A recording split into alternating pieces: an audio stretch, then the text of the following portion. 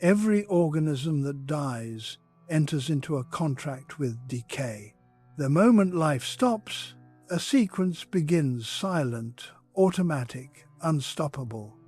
Cells rupture, enzymes digest their own tissues, bacteria bloom, insects arrive, and oxygen feeds chemical breakdown.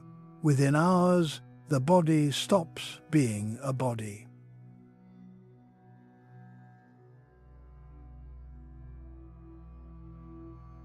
Within days, it stops being recognizable. Within weeks, it becomes part of the soil. This is not unusual. This is the rule of Earth, which is why certain fossils should not exist. Some animals in the fossil record still have skin patterns. Some still contain stomach contents. Some retain fur, muscle fibers, even the delicate membranes of eyes. And a few, disturbingly, look as if they simply fell asleep and never woke up.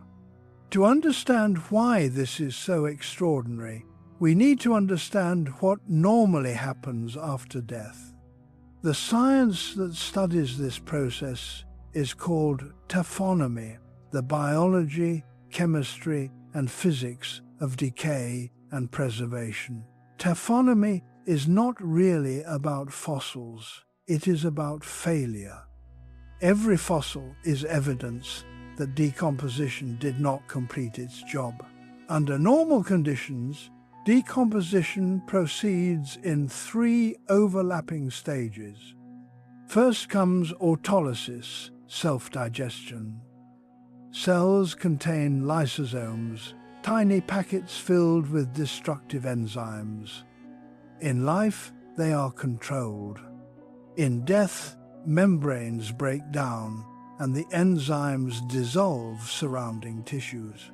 The organism begins liquefying from the inside. Second comes putrefaction, microbial consumption. Bacteria already living in the gut multiply rapidly and spread into surrounding organs. They produce gases, acids, and pigments. The body swells, darkens, and collapses. Third comes environmental destruction. Insects, scavengers, fungi, oxidation, water movement, and temperature variation dismantle what remains. Bones separate, soft tissue vanishes. In warm, oxygenated conditions, this entire sequence can erase an organism in less than a month. So for a fossil to preserve skin, organs, or posture, something must interrupt the chain very early, often within minutes or hours. Nature has only a few ways to achieve this, and all of them are extreme. One method is instant isolation from oxygen. Oxygen is the engine of decay. Most decomposer organisms require it to metabolize organic matter efficiently. Remove oxygen, and microbial activity collapses. Without bacteria, putrefaction slows dramatically. Without putrefaction, tissues remain structurally intact far longer than they should. But removing oxygen alone is not enough. Enzymes inside cells can still digest tissue even without microbes. So a second condition is needed: chemical inhibition. Certain environments contain compounds that deactivate enzymes, poison bacteria, or stabilize proteins. When these compounds saturate a body quickly, decomposition does not merely slow, it stalls. The result is preservation before rot ever truly begins. This is why many perfect fossils are not ancient skeletons, they are ancient accidents. Imagine a small animal dying on open ground. Within hours, insects lay eggs. Within days, Larvae consume it. Rain disperses the remains. Nothing survives.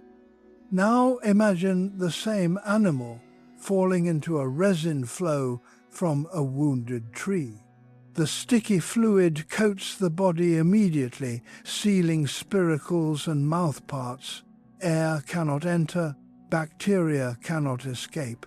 The resin itself contains antimicrobial terpenes toxic to microorganisms. The animal is not buried after decay, it is entombed before decay begins.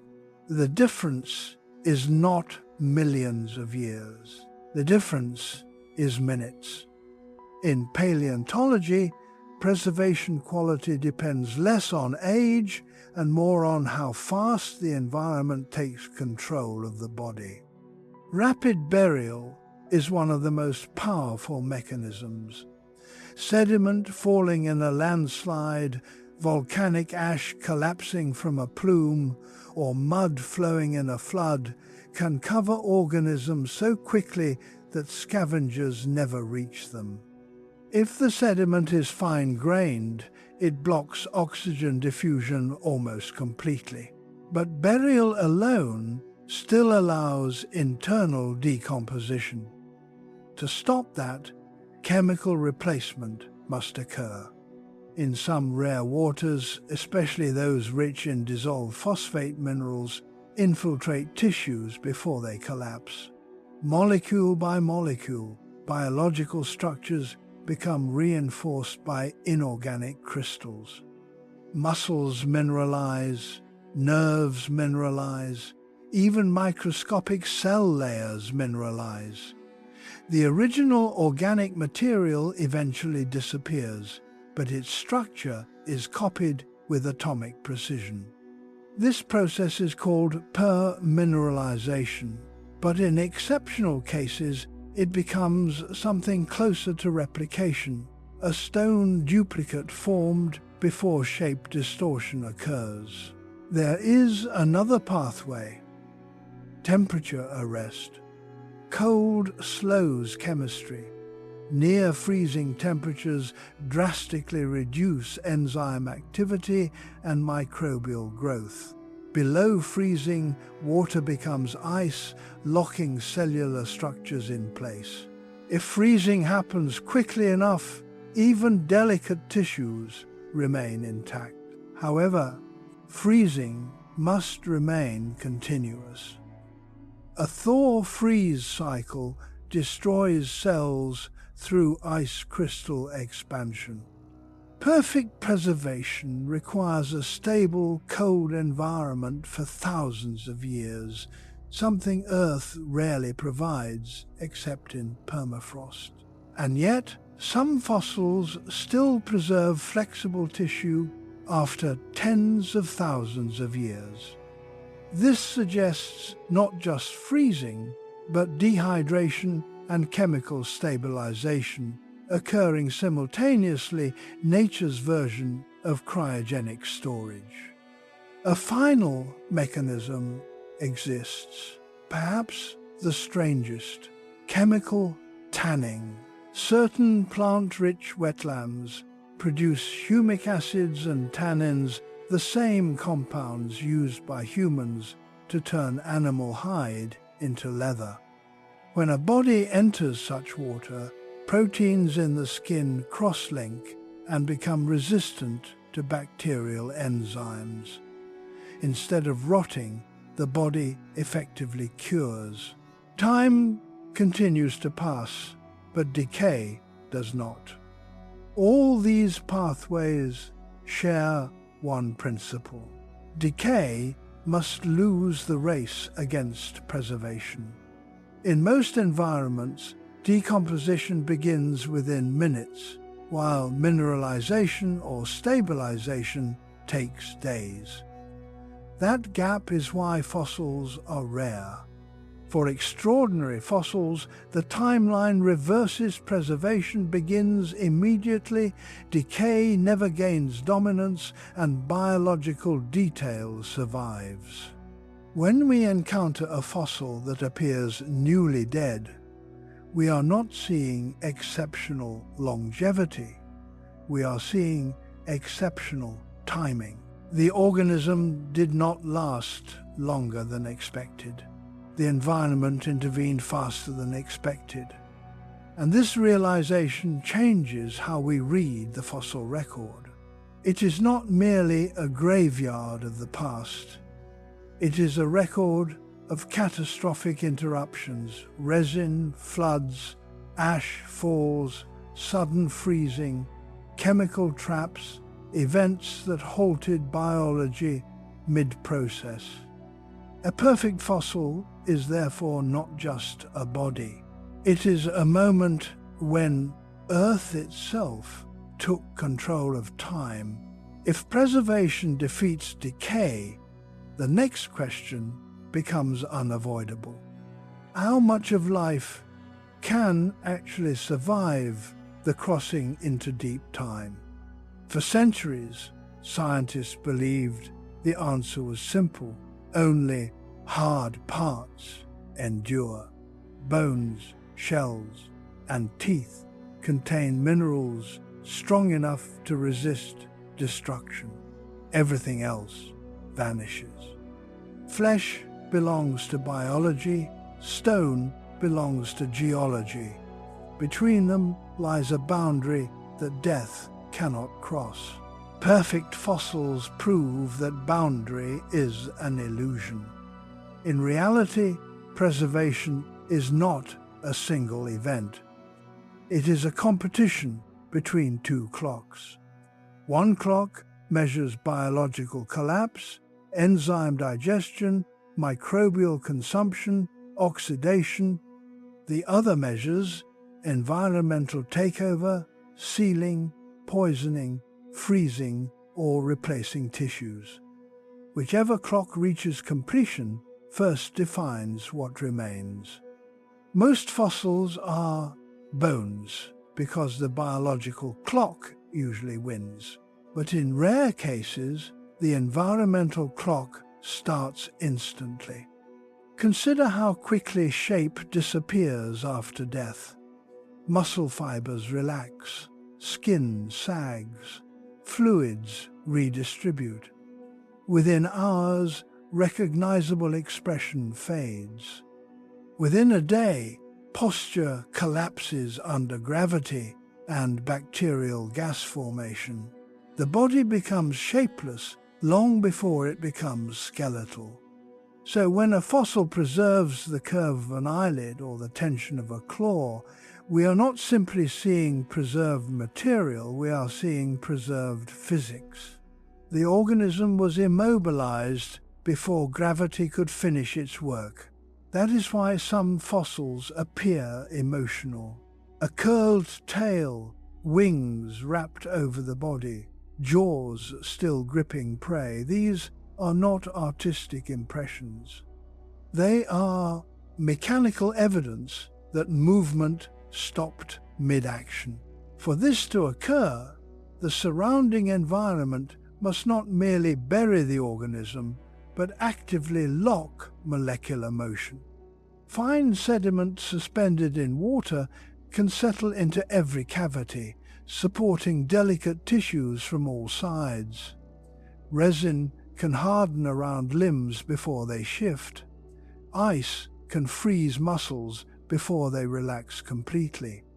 Ash can pack around bodies before gases inflate them. The difference between a scattered skeleton and a lifelike fossil is often measured in less than an hour. Yet even immobilization is only the first step. Over thousands of years, chemistry continues.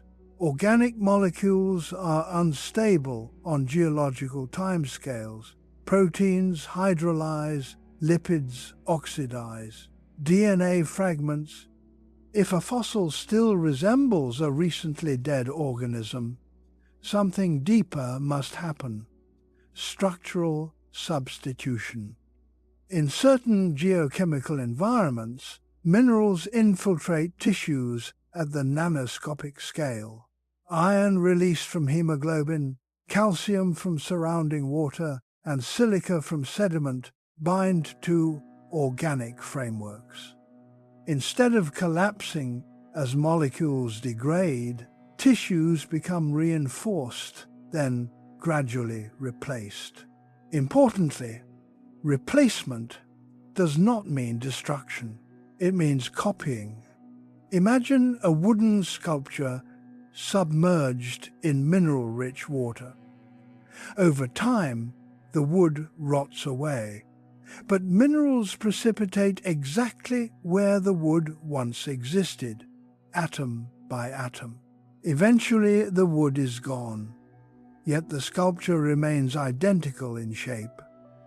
Fossils often form through the same principle. The organism vanishes while its architecture persists.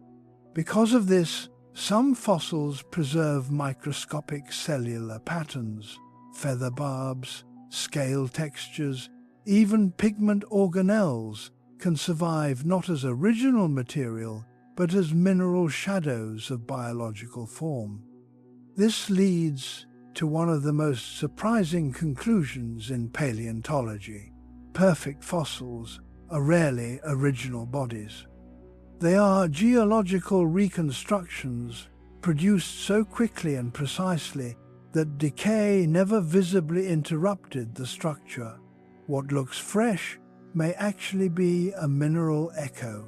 But occasionally, preservation goes further. Under conditions where oxygen is absent, temperature is low, and water activity is minimal, parts of the original chemistry can remain. Proteins may persist as fragments. Lipid residues may remain trapped in mineral matrices. In young fossils, tens of thousands of years old, even soft tissue elasticity can survive. These cases blur the boundary between fossil and remain. They are not fully stone, yet not truly biological. And this ambiguity unsettles us. Humans instinctively categorize the past as distant and abstract. Bones feel ancient, rock feels impersonal. But a preserved face with intact skin forces a different perception. The organism appears to have died recently, not epochs ago. Time feels compressed. This reaction is psychological but rooted in biology. Our brains evolved to interpret faces, textures, and posture as signs of living presence. When those signals appear in something we intellectually know is ancient, cognition conflicts with perception. A perfect fossil therefore produces a unique experience, not discovery, but encounter.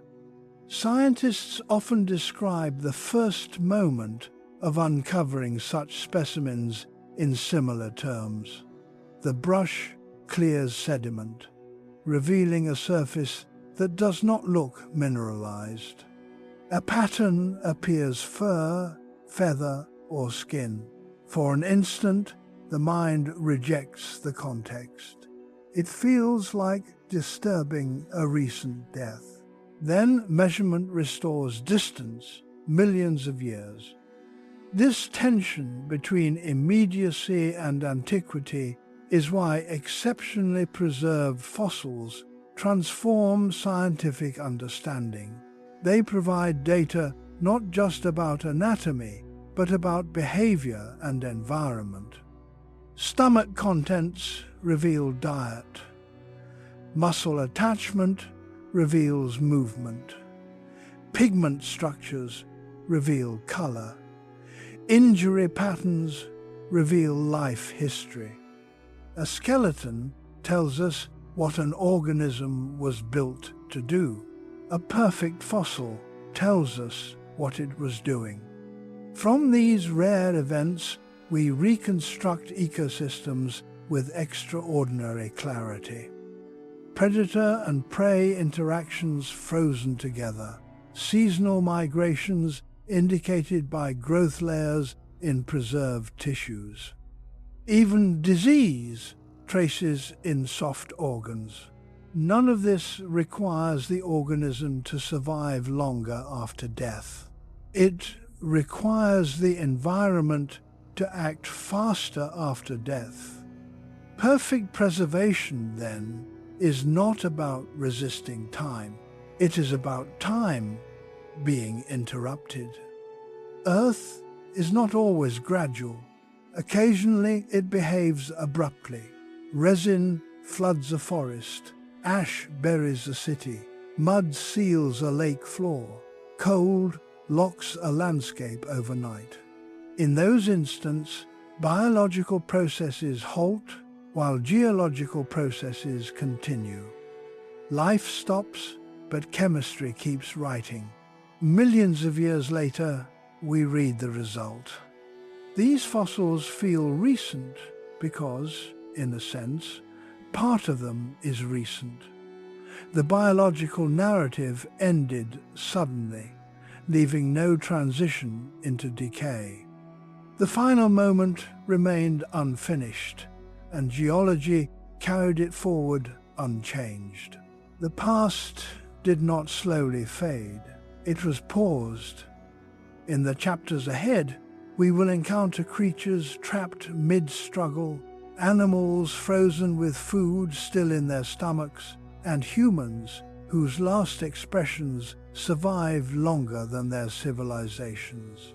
Each case follows the same rule established here. Decay usually wins, but sometimes briefly, violently, and with remarkable precision, the planet intervenes and preserves a living instant forever. Long before bones fossilize, before sediments harden into rock, and before time can even begin its slow erosion, a forest can create a fossil in a single afternoon. Not through burial, not through freezing, but through a wound.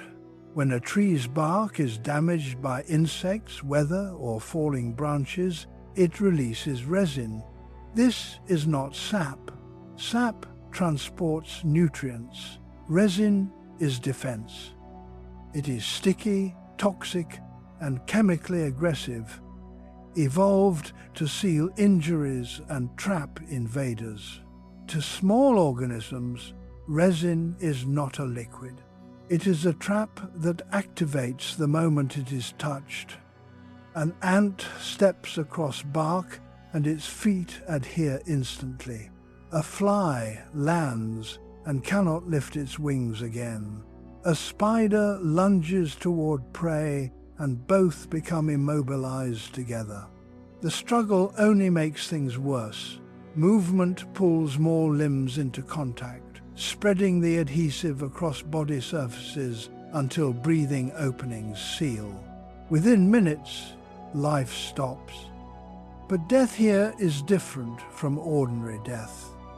There is no exposure to air, no scavenger access, no bacterial bloom. The resin envelops the organism entirely, surrounding it with chemicals hostile to decay. The body does not lie in an environment. The environment closes around the body. In paleontology, this creates one of the most extraordinary preservation pathways known: amber entrapment.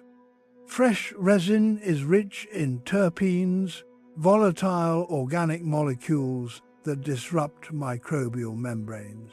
For bacteria and fungi, it is poisonous.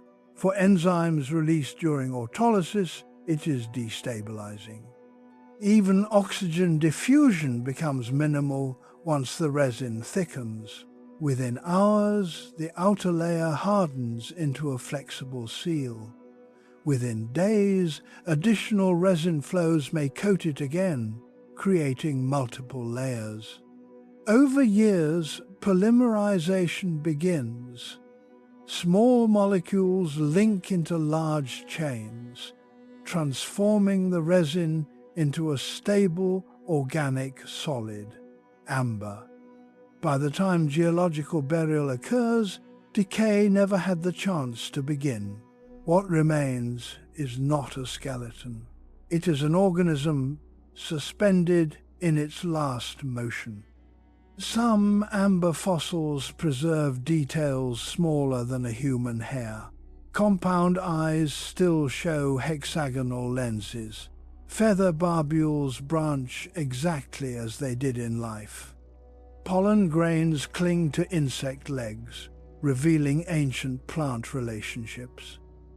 Even air bubbles exhaled during the final struggle remain trapped beside the body. The animal did not fossilize after decomposition.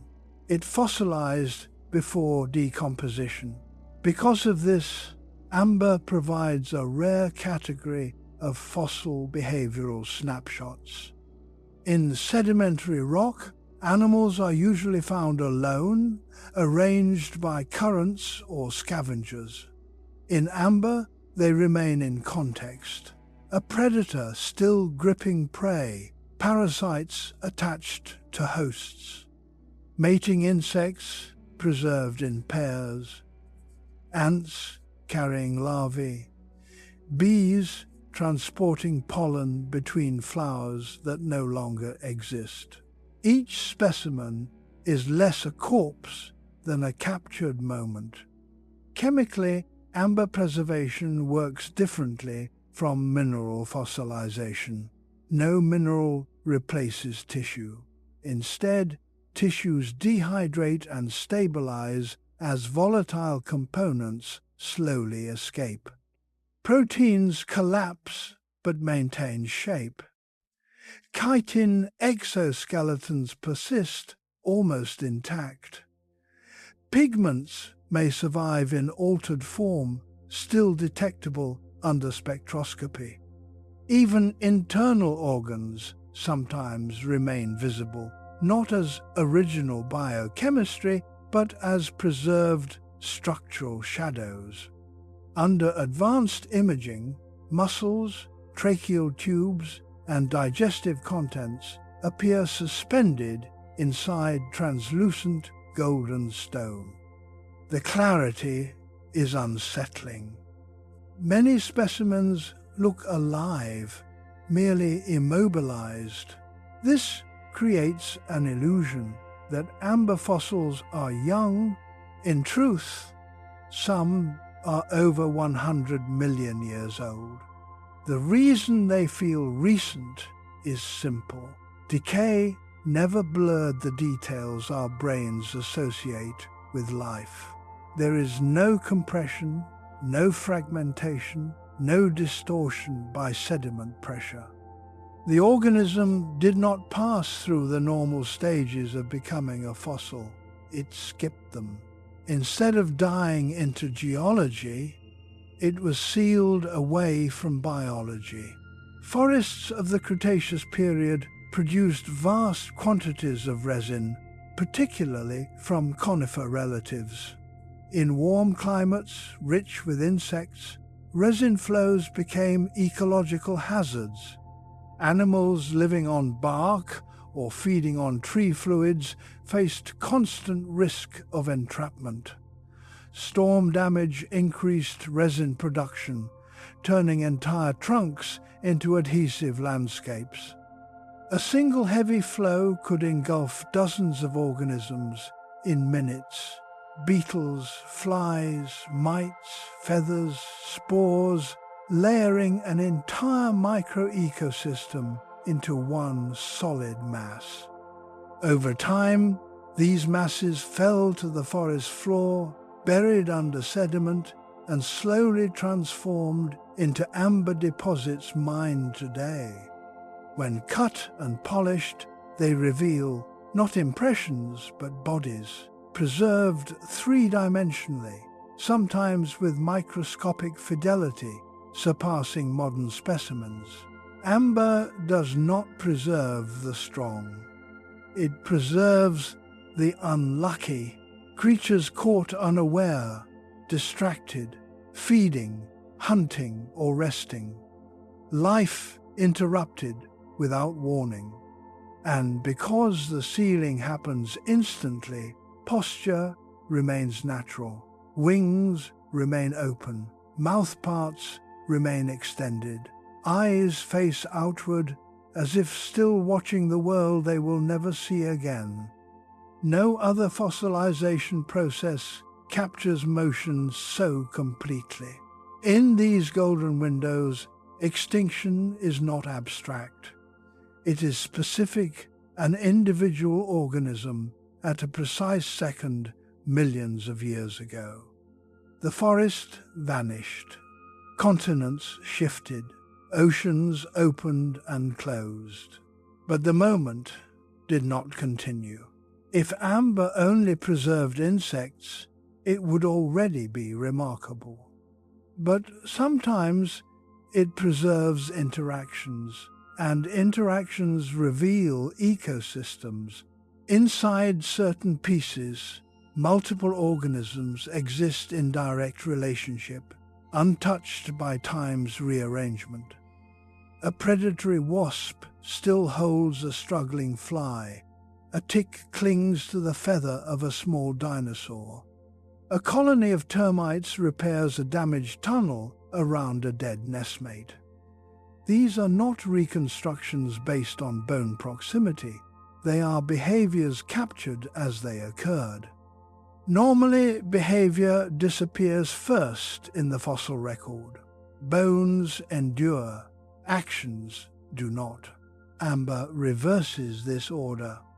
One of the most revealing examples comes from ancient pollinators.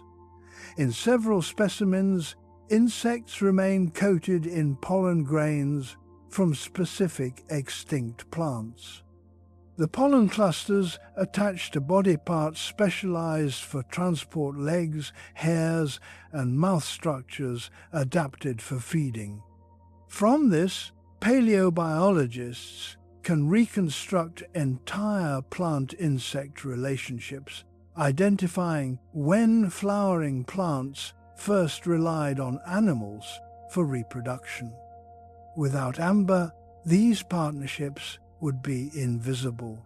Leaves fossilize, flowers occasionally fossilize, but the interaction, the ecology, almost never does. Amber preserves ecology because it preserves simultaneity. Another category of discovery emerges from parasites. Tiny mites attached to larger hosts appear frequently in amber deposits. Some embed mouthparts deep into skin or feather structures. The host cannot groom them away because both are immobilized instantly. For the first time, we observe ancient disease pathways, vectors capable of carrying microbes between species long before mammals dominated land. Even more striking are cases of social behavior. Ants trapped while carrying larvae indicate brood care identical to modern colonies. Termites constructing galleries around fungi show agricultural symbiosis older than previously believed. These are not evolutionary guesses, they are direct observations across tens of millions of years. Amber becomes less a fossil medium and more a biological archive. Chemically, the preservation continues long after entrapment. Over thousands of years, volatile oils escape the resin, hardening it further. Molecular rearrangements form a stable polymer network. Pressure from burial compacts surrounding sediments but barely deforms the interior inclusion. Unlike rock fossils flattened into two-dimensional impressions, amber maintains volume. This matters because shape contains information. The curvature of wings determines flight style. Joint articulation reveals locomotion range. Eye structure indicates day or night activity. Because the bodies remain three-dimensional, scientists can analyze biomechanics with precision rarely possible in deep time. Advanced imaging methods, micro-CT scanning, confocal microscopy, and synchrotron radiation allow researchers to see inside the amber without cutting it. Muscles appear as density differences. Gut contents remain distinguishable from surrounding tissues. In some cases, even the last meal can be identified. A predator preserved after feeding does not merely tell us what it ate, it tells us what coexisted at that exact moment in the ecosystem. Occasionally, amber captures vertebrates. These are rare due to size. Larger animals escape resin flows more easily. Yet small lizards, amphibians, and feathered dinosaur fragments have been found. Skin texture, scale arrangement, and feather coloration patterns appear with startling clarity. These discoveries corrected long-standing assumptions about prehistoric appearance. Some dinosaurs possessed complex feather branching similar to modern birds. Others displayed color banding detectable through preserved pigment structures. For decades, reconstructions relied on skeletal comparison alone. Amber added the missing layer, surface reality. But preservation in amber has limits. Despite popular imagination, intact DNA rarely survives for millions of years. Radiation and chemical reactions break long molecular chains even in sealed environments. What remains are fragments, sometimes proteins or pigment molecules, enough to study biology, but insufficient to reconstruct a living organism. Amber does not grant resurrection. It grants observation, and observation changes perception. Looking at a typical fossil bone requires interpretation. Muscles must be imagined, posture inferred, behavior hypothesized. Looking at an amber inclusion requires restraint. The organism appears present. The mind expects movement. Many researchers describe an unusual hesitation before handling such specimens, a brief instinct not to disturb what looks like a recently deceased creature. The reaction is irrational, yet persistent. Our perception of death depends on decay, and amber denies decay. The organism seems paused, not gone. In this way, amber challenges our understanding of extinction.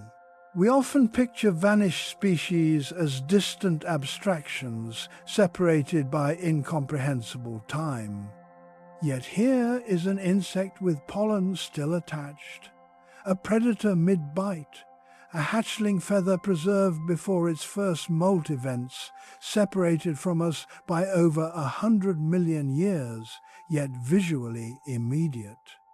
Time feels folded, and that is the unique power of perfect preservation. It collapses chronology into experience.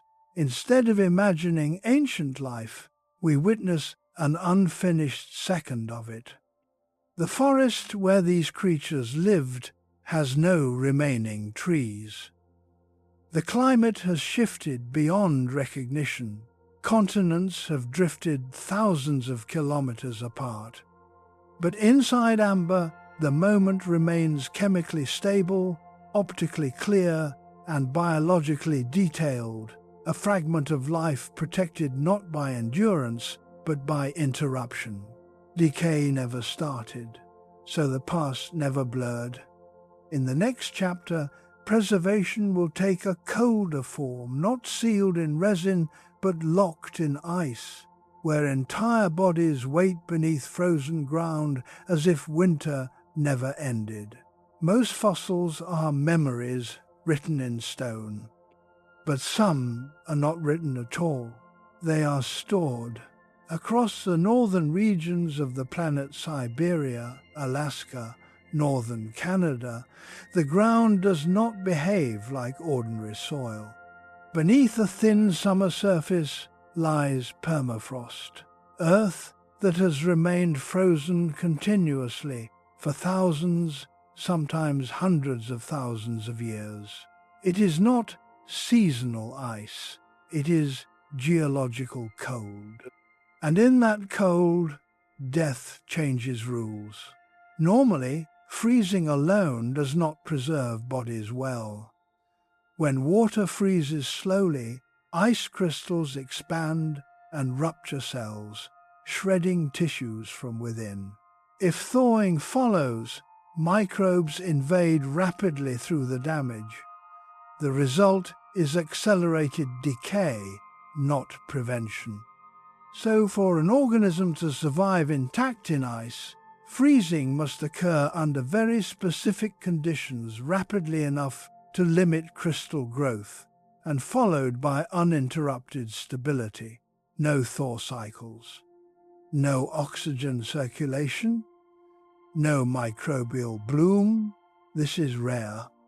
Yet entire animals have been discovered emerging from melting permafrost with skin, fur, and internal organs still present.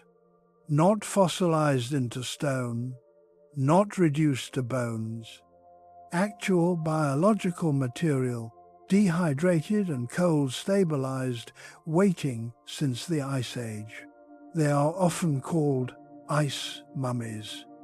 Unlike amber inclusions, these organisms were not sealed instantly. They lived in environments where temperature itself became the preservative. When an animal died during winter, falling into snow, mud, or icy water, freezing could begin within hours. If burial followed quickly, insulating sediment prevented warming during summers. Over time, the ground locked into a permanent, frozen state. The key factor is continuity. A single prolonged thaw would restart decomposition. In stable permafrost, bacteria enter dormancy.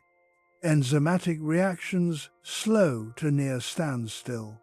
Water locked as ice cannot participate in hydrolysis, preventing breakdown of proteins and membranes. Instead of rotting, tissues gradually dry and stabilize, a natural freeze-drying process occurring over millennia. The result can be startling. Explorers have uncovered animals whose muscle fibers still show structure under a microscope. Fat deposits remain yellow beneath skin. Hair retains original color. Even stomach contents remain identifiable: grasses, seeds, sometimes undigested flowers from the final meal. The organism did not turn to stone. It simply never decomposed. One of the reasons this preservation works is scale. Large animals retain body heat longer after death, but in sub-zero environments, surface tissues freeze quickly while internal heat dissipates slowly outward. This gradient reduces destructive ice crystal formation in deeper organs. Combined with low oxygen and microbial inactivity, the body stabilizes before collapse. After that, time largely stops. Over tens of thousands of years, chemical changes still occur. Fats oxidize slowly, proteins cross-link, and cells lose elasticity, but shape and composition remain recognizable. The animal transitions not into a fossil, but into a biological relic. This distinction matters. Fossils represent replaced material. Ice mummies retain original matter. Because of this, they can answer questions no stone fossil can. What did the animal eat last? What parasites lived on its skin? What season did it die? Growth rings in hair can reveal seasonal nutrition patterns. Isotopes in tissues indicate migration routes.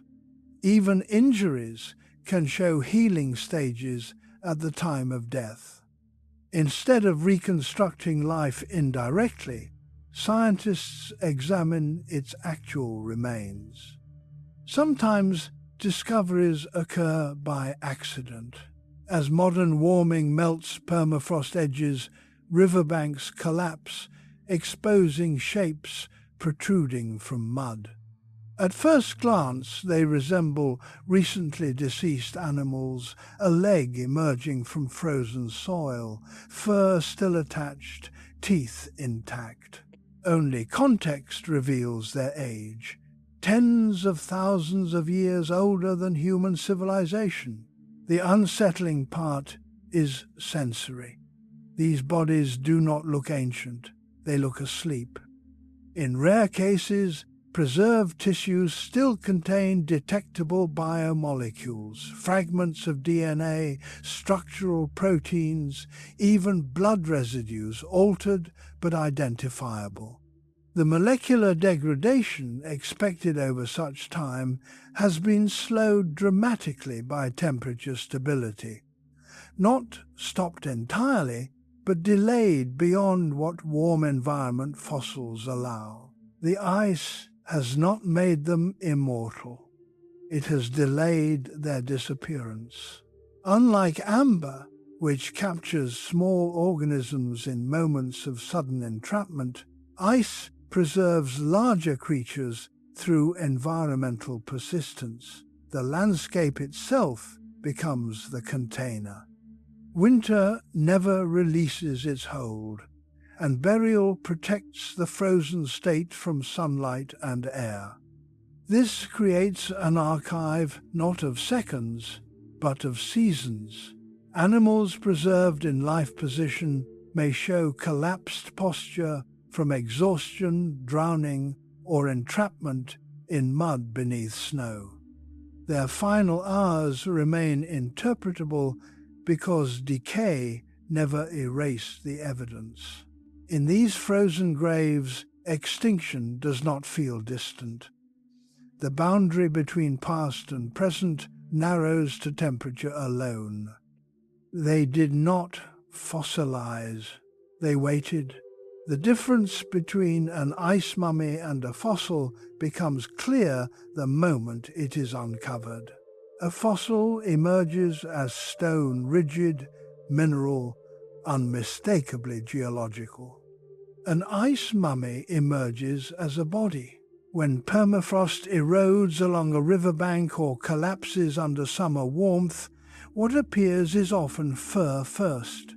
Dark strands protrude from mud, moving slightly in the wind as if still attached to a living animal. Beneath the fur lies skin, sometimes flexible, sometimes leathery, but intact. The outline is familiar: a leg, a head, a curled torso. For a moment, the observer's brain refuses the truth of its age. This reaction is not poetic exaggeration.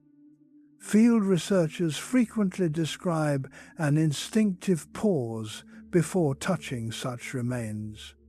The visual cues of recent death remain: posture, surface texture, even the layering of hair direction across the body. Only the surrounding frozen earth reveals the timescale, tens of thousands of years, preserved not by transformation, but by suspension. The preservation continues internally.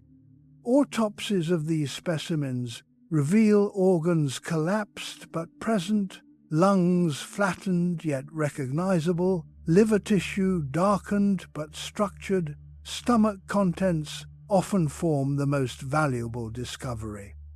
Seeds, grasses, mosses, and pollen grains remain inside digestive tracts, indicating the precise season of death.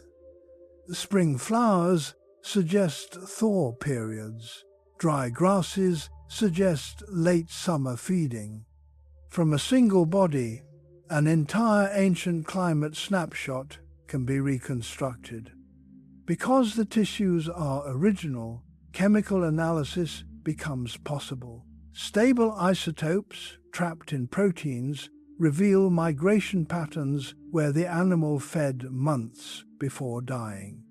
Trace elements show water sources consumed across landscapes now altered beyond recognition. In some cases, even the microbiome survives in dormant form. Ancient bacteria trapped in frozen intestines can remain inactive yet structurally intact. Once thawed in laboratory conditions, some revive, providing direct insight into prehistoric ecosystems at the microscopic level. These organisms are not fossils of bacteria. They are bacteria from the past, continuing life after interruption. This ability to cross time biologically challenges our definition of extinction. The host species vanished, yet part of its ecological community endured, not evolving, but waiting. Ice mummies also preserve trauma. Broken bones with healing growth show survival after injury. Embedded tooth marks reveal predator interactions. Muscle tears indicate struggling against mud or ice. Because decay never blurred tissue boundaries, the final hours can often be reconstructed, step by step slipping, entrapment, exhaustion, hypothermia. A skeleton tells us an animal died. An ice mummy tells us how. Yet preservation is fragile once exposure occurs. After thawing, microbes reactivate. Oxygen penetrates tissues. Decomposition begins immediately, often within hours.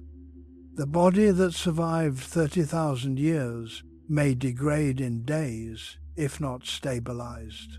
This urgency forces recovery teams to work rapidly, keeping specimens cold during transport and storage. The irony is unavoidable. Time protected them better than the present environment does. Some of the most remarkable finds include juvenile animals, cubs, and calves whose smaller bodies froze quickly. Their features remain especially lifelike: whiskers intact, eyelids closed, paw pads textured. Unlike adults worn by life, these individuals appear as though sleep continues uninterrupted. From them, developmental biology becomes visible. Tooth eruption stages reveal growth rates. Bone density shows maturation patterns.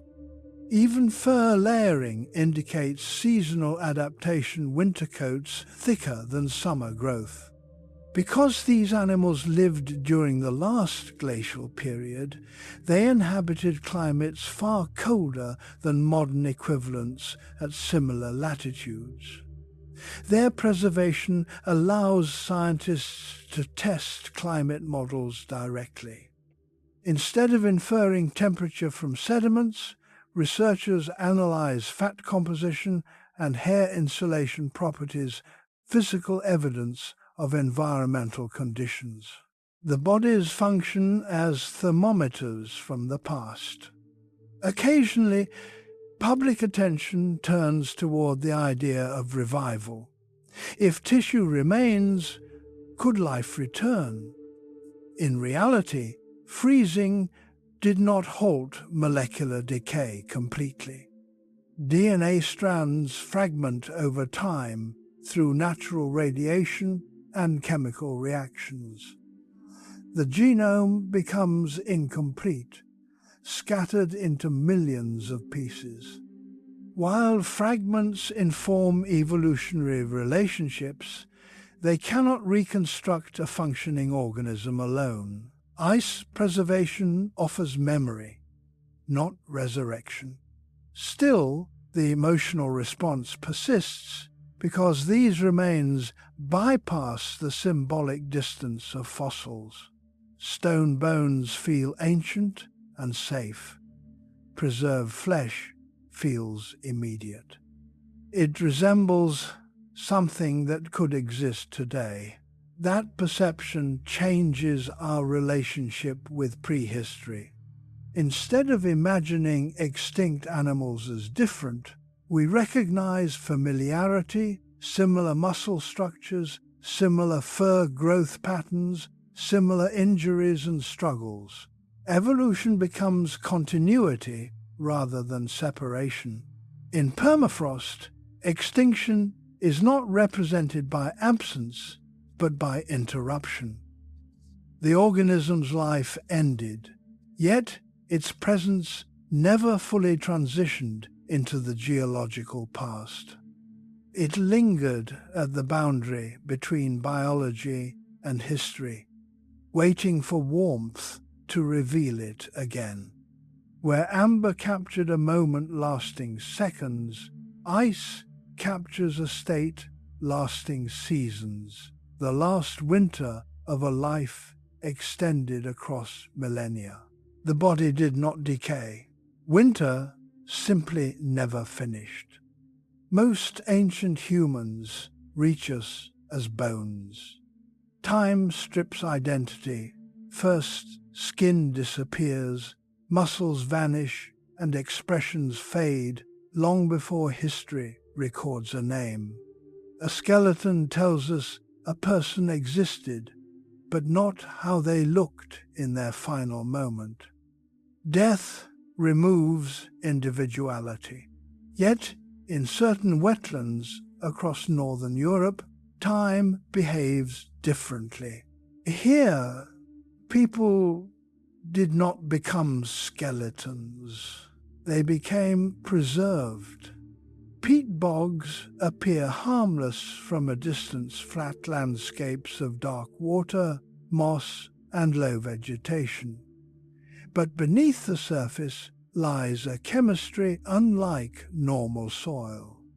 Layers of partially decayed plants accumulate in waterlogged conditions where oxygen cannot penetrate. Instead of decomposing fully, vegetation slowly transforms into peat. Inside this environment lives a plant called sphagnum moss, and sphagnum changes everything. The moss releases organic acids into the water, lowering the pH to levels similar to vinegar. At the same time, it absorbs calcium from the surroundings. These two effects combine to create a preservation paradox. Bones dissolve, but skin survives. Normally, after death, microbes break down tissue rapidly, but in bog water, bacteria struggle to function. The acidity damages cellular processes, and the lack of oxygen suffocates aerobic decomposers. Enzymes responsible for self-digestion lose effectiveness. Then a second reaction begins: chemical tanning. Sphagnum produces compounds similar to tannins used in leather making. These molecules bind to proteins in skin, cross-linking them into stable structures resistant to decay. Instead of rotting, human tissue undergoes a natural curing process. The body darkens, shrinks slightly, and toughens, but retains recognizable features. Hair, fingerprints, and facial lines can remain visible for thousands of years. Unlike frozen bodies, bog bodies were not preserved instantly. They entered the water alive or shortly after death and slowly transformed over weeks as chemistry replaced decomposition. During this time, soft tissue stabilized while bones gradually lost mineral content and softened. The result is unsettling: a person whose face survives but whose skeleton has partly vanished. Many were discovered accidentally during peat cutting for fuel. Workers slicing through dark layers would suddenly expose human skin, not skeletal remains, but a face, complete with closed eyelids and expression. At first glance, they appeared recent, sometimes mistaken for modern crime victims. Only deeper excavation revealed Iron Age artifacts nearby, placing them over 2,000 years in the past. What makes bog bodies uniquely powerful is emotional immediacy. A skull is anonymous. A face is personal. Creases around the mouth, the shape of the nose, even stubble on the chin can persist. Some individuals still show the pressure marks of ropes or the imprint of final injuries. They did not fossilize into geology. They remained human. Because soft tissue survived, forensic techniques apply. Last meals preserved in stomachs reveal diet, grains, seeds, and herbs identifiable under microscopes. Seasonal pollen indicates time of year. Cuts, fractures, and strangulation marks describe cause of death. Many show signs of ritual killing rather than accident. Carefully placed bindings, controlled wounds, and deposition in wetlands suggest ceremonial behavior by surrounding societies. The bog became not just a preservative, but a chosen resting place, perhaps believed to connect the living world to the spiritual one. Chemistry preserved not only bodies, but cultural acts. Unlike amber or ice, which capture animals unaware of their fate, bog preservation involves intention. These individuals were placed into the environment deliberately, and the environment responded by holding their appearance intact across millennia. Their eyes no longer see, yet their expressions remain readable. The land did not erase them. It remembered them. When archaeologists first began carefully excavating these preserved people, the discoveries felt less like paleontology and more like forensic investigation. The skin was not stone. It reacted to touch. Bog bodies often emerge dark brown, stained by centuries of peat acids, but still textured. Fingernails remain attached. Wrinkles curve around mouths and eyes.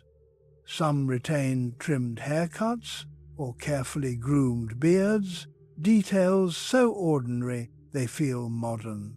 Clothing fragments, wool caps, belts, leather cords lie beside them, equally preserved by the same chemistry that halted decay.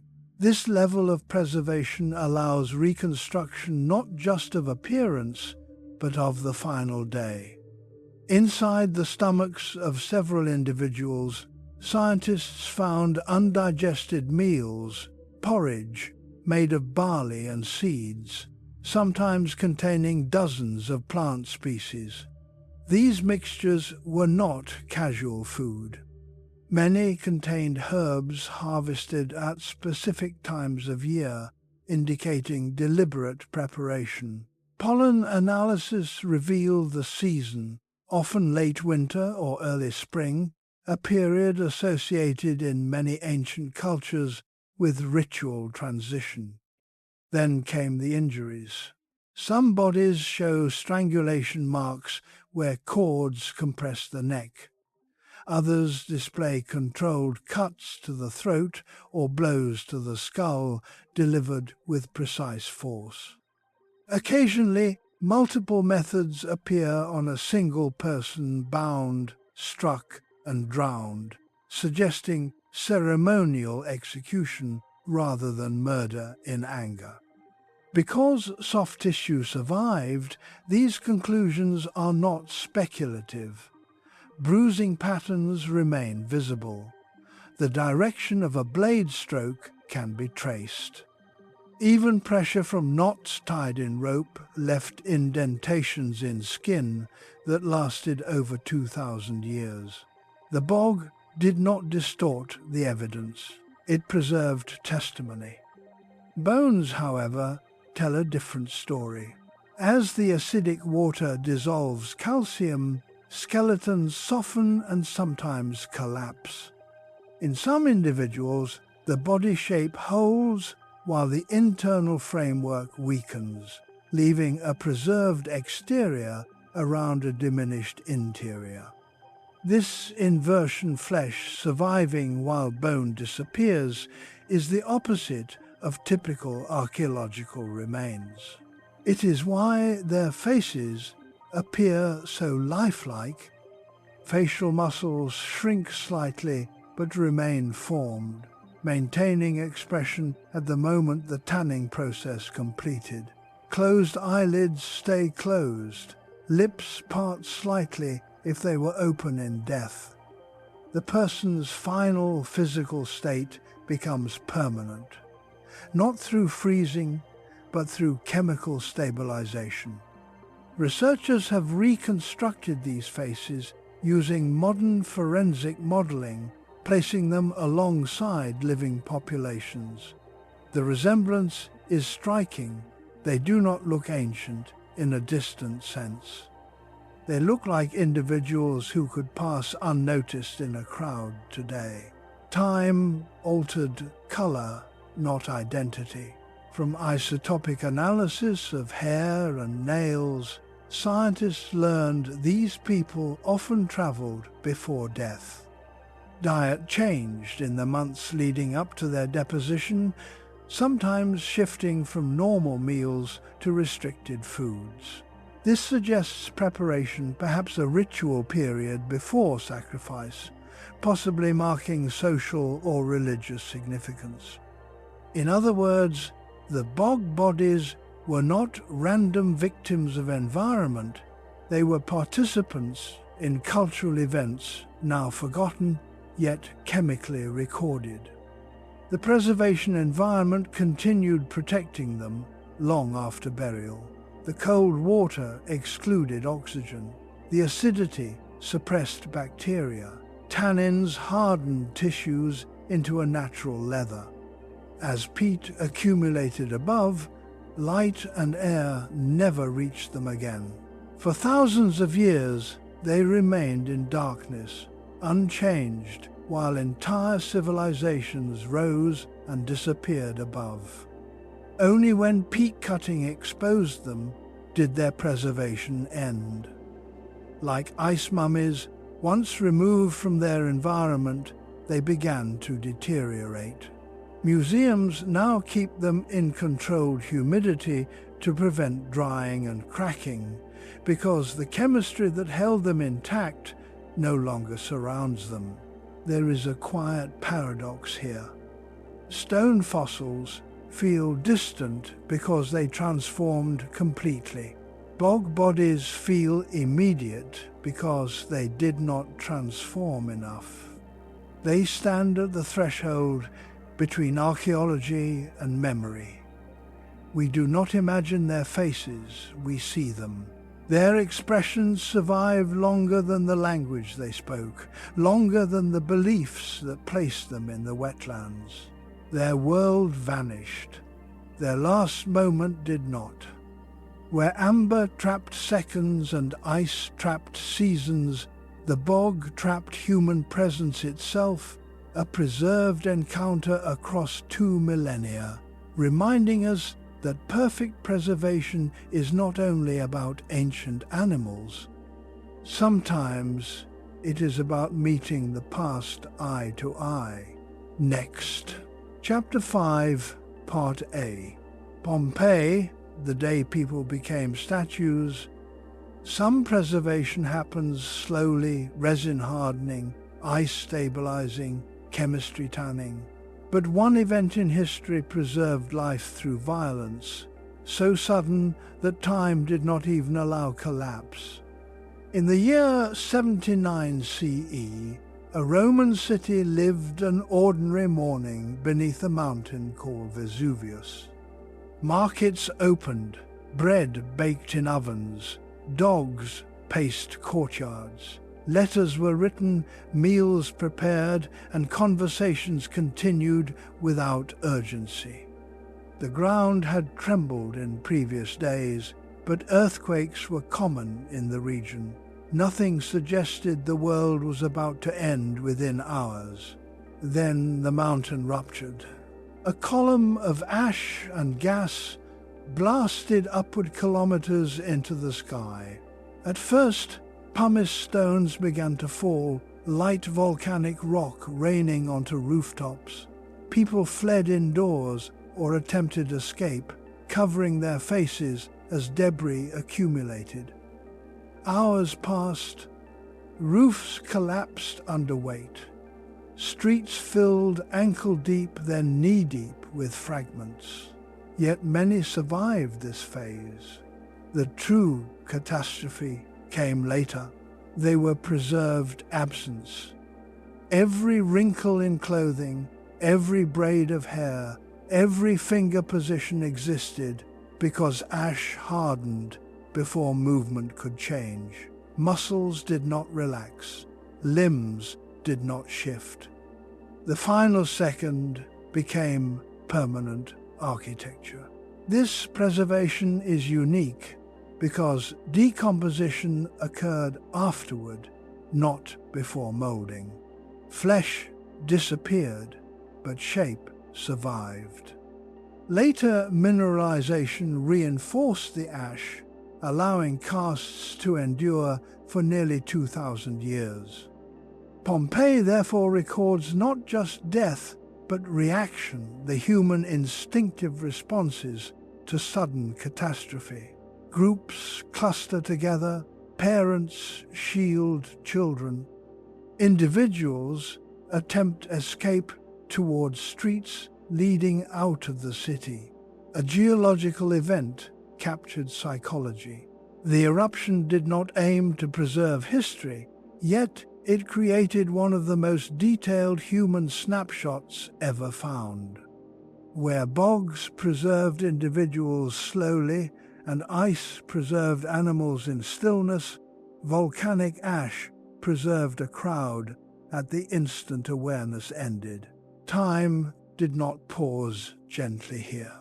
It stopped violently. When archaeologists first poured plaster into the empty spaces within the hardened ash, they expected little more than rough human outlines. Instead, faces emerged. Not symbolic shapes, not simplified forms, but expressions. Eyebrows tightened, mouths partially open, hands raised to shield airways. Even the folds of fabric pressed against skin appeared in detail. The ash had compacted around bodies so quickly that it behaved like a mold used in sculpture, capturing texture before heat and time removed the flesh inside. The bodies were gone, yet the final second remained measurable.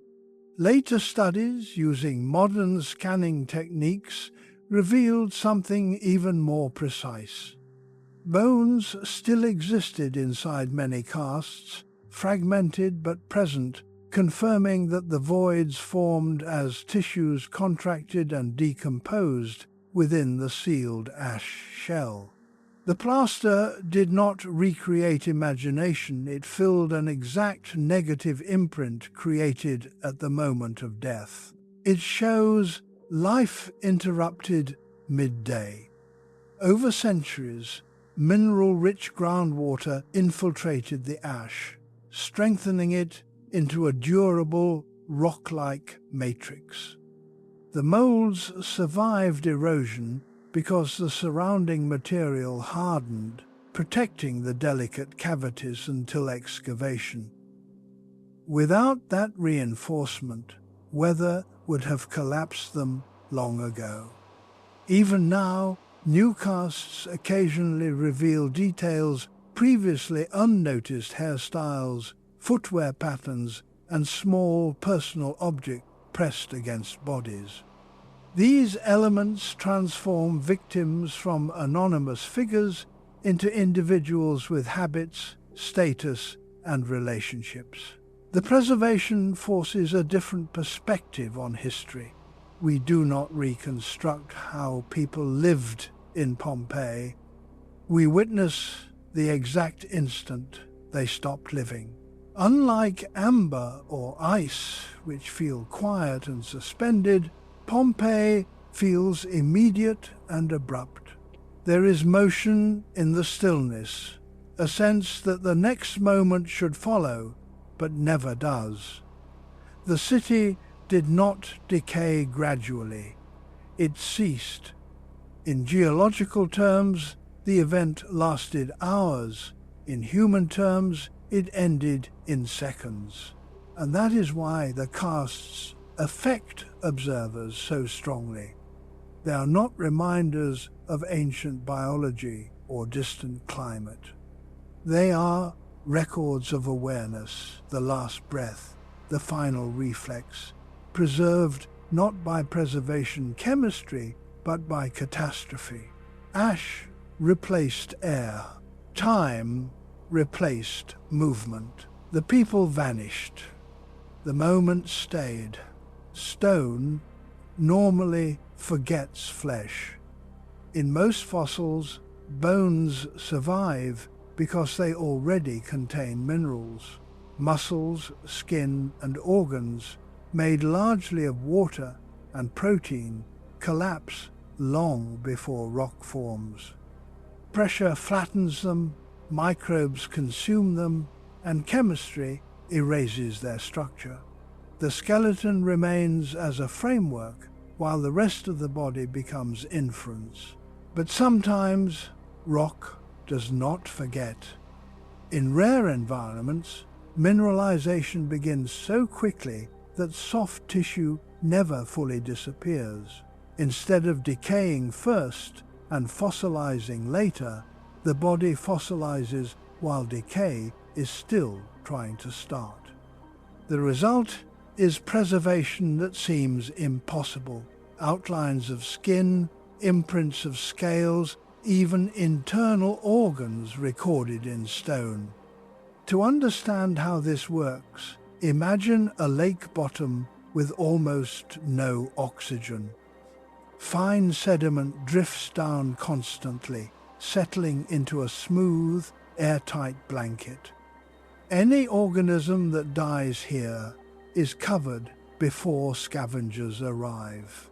Bacteria struggle to function without oxygen, slowing decomposition. Then comes the crucial factor: dissolved minerals in the water.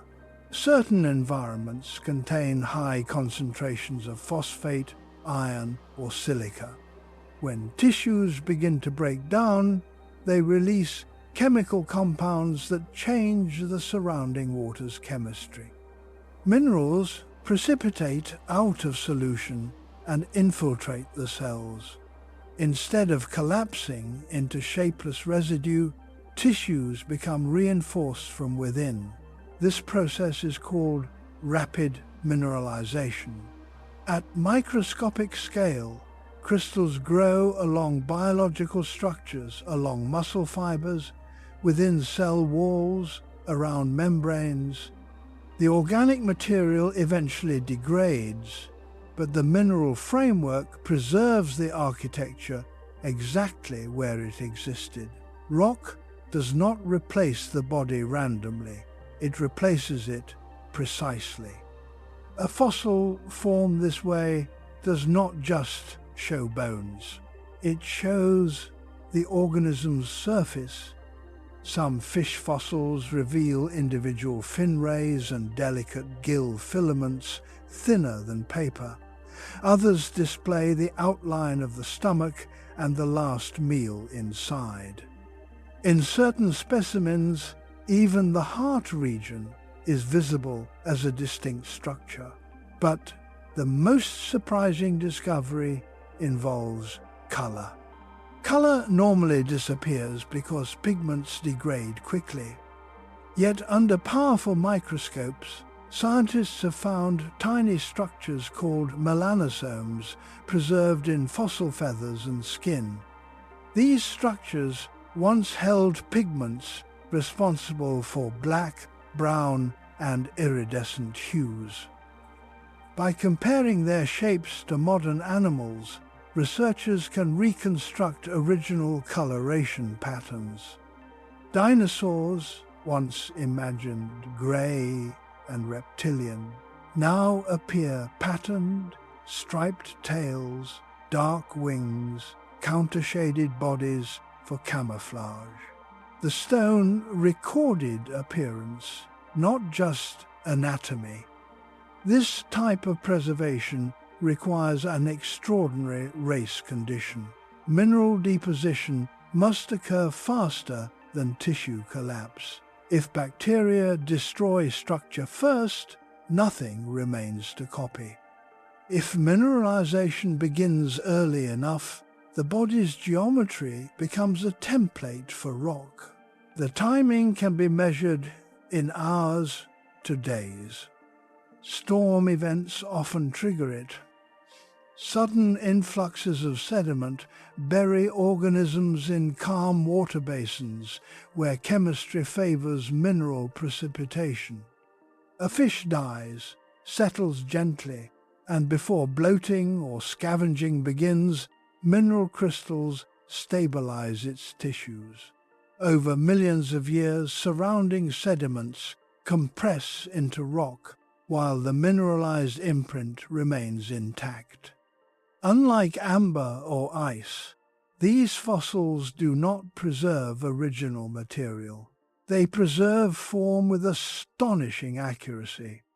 Looking at them feels paradoxical. A creature that should be reduced to scattered bones appears as a complete body flattened across stone. Eyes, fins, scales, and posture remain readable as though pressed between pages of a book. They are not mummies. They are impressions so exact they function like photographs from deep time. Once scientists realized soft tissue could be recorded in stone, the fossil record changed from anatomy to biology. Bones explain structure, how an animal stood, moved, or bit. Soft tissues explain life, how it breathed, swam, displayed, and survived. In certain deposits around the world, entire communities are preserved with this precision. Fine limestone layers split open like pages, revealing fish lying as if gently placed there moments before. Their fins remain extended rather than collapsed, meaning the body did not drift or rot. The sediment settled quietly, and mineralization began before currents or scavengers interfered. Under magnification, muscles appear as faint banded textures across the body. The digestive tract forms a darker ribbon through the torso. Sometimes smaller fish lie inside larger ones, frozen during feeding. Predator and prey share the same slab, not arranged by chance, but by behavior interrupted. These fossils reveal duration. A skeleton cannot tell whether death was sudden or slow. A mineralized body can. Curved spines indicate muscle contraction at death. Expanded gill covers show suffocation. A fully extended fin suggests a last attempt at escape. The organism's physiology, captured in shape, becomes readable evidence. One of the most striking advances came when researchers used electron microscopes to examine feathered dinosaur fossils. Within the feather impressions, they found rows of microscopic capsules, melanosomes, aligned exactly as in modern bird feathers. Their arrangement controls light reflection, meaning color could be inferred scientifically, not artistically. Some species showed dark wing tips, likely used for display or thermoregulation. Others displayed countershading, darker backs and lighter undersides, a camouflage strategy used by animals today. For the first time, prehistoric ecosystems gained visual realism rather than speculation. Stone had preserved appearance. Even more unexpected were preserved proteins. In rare cases, fragments of collagen, a structural protein in connective tissue, remained chemically altered but identifiable within mineralized bone and surrounding impressions. These molecules survived because minerals shielded them from water and oxygen, slowing chemical breakdown drastically. They are not living tissue. They are chemical ghosts of tissue. From them, evolutionary relationships can be tested at molecular level, confirming links between dinosaurs and modern birds beyond skeletal similarity. The fossil record became biochemical, bridging geology and molecular biology across millions of years. The environment responsible for such preservation often shares key traits: still water, minimal oxygen, rapid burial, and mineral-rich chemistry. When these align, decomposition pauses long enough for mineral copying to occur. Over geological time, pressure flattens the remains, but the mineralized template resists distortion. The organism becomes part of the rock layer, not embedded within it, but integrated with it. Unlike amber, which isolates a single moment, mineral deposits often preserve entire habitats. Plants, insects, fish, and microorganisms coexist on the same slabs. Seasonal die-offs, algal blooms, or sudden toxic events may have caused mass mortality followed by immediate burial. What would normally scatter into nothing instead became a synchronized record. These layers function as ecological cross-sections. We do not just learn what species existed. We learn how they interacted: schooling behavior, feeding chains, population density, and even migration timing based on growth stages preserved together. Perhaps most remarkable is how lifelike these fossils appear despite being entirely stone. The eye detects familiar shapes: a curve of muscle, a fin edge tapering thin, a feather vein branching delicately. The brain interprets them as recent impressions, though they are millions of years old. That perception emerges because structure defines life more than material. Replace flesh with minerals, but keep geometry, and recognition remains immediate. The body vanished. Its blueprint endured. These fossils demonstrate that preservation does not require freezing or sealing. Sometimes the environment simply copies the organism faster than decay can erase it. Stone becomes an archivist, recording anatomy at the instant biology fails. Where ash preserved the last second and ice preserved the last season, mineralization preserved the body's design itself, a translation of life into geology that reads as vividly as if drawn yesterday. Not all perfect preservation is gentle. Some environments do not freeze, seal, or copy organisms. They capture them.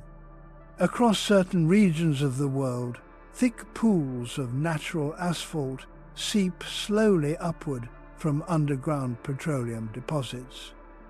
To animals, these surfaces look like water or dark soil. A thin crust forms on top from dust and leaves, masking the danger beneath. Then weight breaks the surface. A hoof sinks slightly, then deeper. The animal struggles, pulling another limb into the viscous mass. The more it moves, the more the asphalt grips. Within minutes, escape becomes impossible. Exhaustion follows. Eventually, the trapped body collapses into the sticky ground, and the trap does not end there. Distress calls attract predators. Carnivores approach an easy meal, a helpless herbivore unable to flee. They step closer, lunge, and become trapped themselves. One victim becomes many.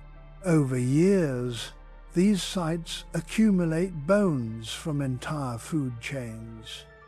But unlike normal burial sites where weather scatters remains, tar pits preserve order. The asphalt is anaerobic. Oxygen cannot circulate through its dense hydrocarbons. Microbial activity slows drastically. Water penetration becomes minimal. Bones sink and remain submerged, protected from scavengers and decay. Soft tissue usually disappears, yet sometimes skin impressions, fur traces, and even stomach residues survive within the surrounding matrix. The hydrocarbons act as chemical preservatives, saturating organic material and preventing bacterial growth. Instead of rotting, the remains stabilize. The result is a concentrated archive of ecosystem interaction. Herbivores vastly outnumber predators in life, yet predator bones often dominate these deposits because carnivores repeatedly approached trapped prey. The pits recorded behavior, opportunistic feeding rather than population balance. They function as natural time-average traps, collecting individuals across centuries in the same location. Unlike amber, which preserves a single instant, tar pits preserve repeated moments of the same mistake. Bones emerge darkened, infused with petroleum compounds. They feel heavier, sometimes smelling faintly of oil, even after thousands of years. Cleaning them reveals remarkable detail: tooth wear patterns, healed fractures, growth stages. Because burial was immediate upon sinking, skeletons often remain articulated rather than scattered. Some specimens show bite marks from other trapped predators feeding before they too became immobilized. A chain of events remains visible: prey trapped, predator feeding, second predator approaching, all ending in the same fate. Chemical entrapment preserved not just bodies, but behavior. Where previous preservation methods froze or sealed organisms individually, tar pits created a repeating ecological snapshot, a place animals returned to again and again, unaware each visit ended permanently. The ground here did not wait for death. It caused it. When fossils are removed from tar pits, they do not look ancient at first. They look burned. Bones emerge dark brown to black, coated in hardened petroleum. For early excavators, this created confusion. Many assumed heat had damaged them. In reality, no fire occurred. The coloration comes from hydrocarbons saturating the bone's porous interior, replacing water and sealing microscopic spaces where bacteria normally thrive. The bones were not preserved by burial alone. They were chemically embalmed. To study them, scientists must dissolve the asphalt using solvents that remove oil without harming structure. Once cleaned, the level of preservation becomes clear. Delicate ridges on teeth remain sharp, tiny bones of the ear stay connected, and even fragile bird skeletons appear intact. In ordinary environments, such light bones scatter or collapse quickly. Here, they sank gently into a viscous cushion and stayed fixed. This stability allows reconstruction of entire food webs. Herbivores, horses, bison, and other grazers appear frequently, but carnivores are disproportionately abundant. The explanation lies in behavior. A struggling animal in distress becomes a signal. Predators converge, each expecting an effortless meal, each unaware of the invisible trap. Over centuries, repeated responses created a layered record of predator-prey interaction, more detailed than a single catastrophic burial could provide. One location becomes a behavioral experiment running for thousands of years. Some skeletons show healed injuries, broken legs mended long before entrapment, infected teeth worn down by survival, arthritis in aging joints. These animals lived difficult lives before the pit ended them.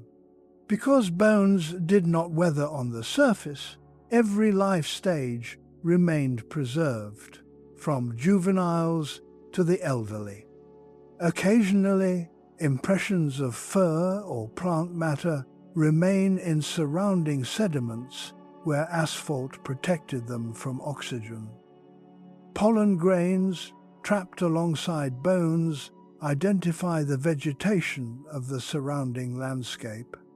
From a single site, scientists reconstruct climate, migration routes, and seasonal patterns of animals returning to the same water source again and again. The tar pit becomes a long-duration ecological camera.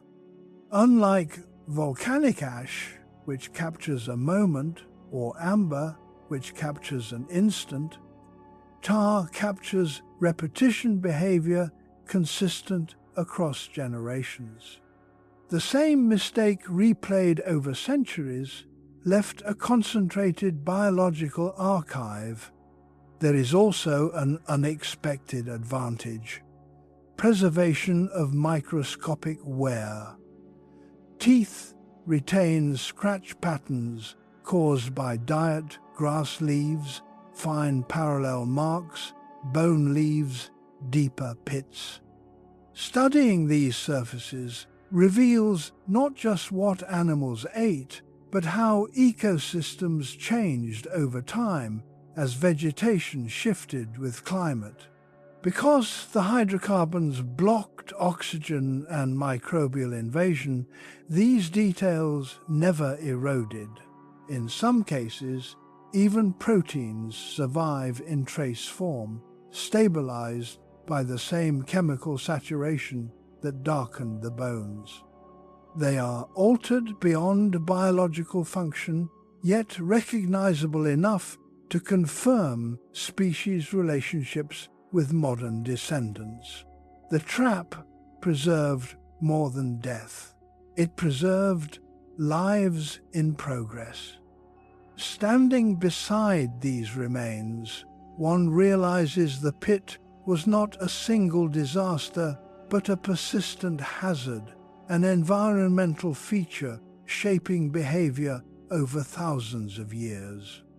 Animals learned to approach cautiously, yet instinct repeatedly overcame caution when opportunity appeared. The record shows hunger defeating memory. Where other preservation sites feel quiet or sudden, tar pits feel patient. They waited, capturing one organism at a time, accumulating a layered chronicle of interaction until geology finally buried the surface. The animals did not enter history all at once. They arrived piece by piece, and through chemistry, their world, predators circling, prey struggling, scavengers competing, remained readable long after the landscape itself disappeared. Perfect preservation invites a dangerous question.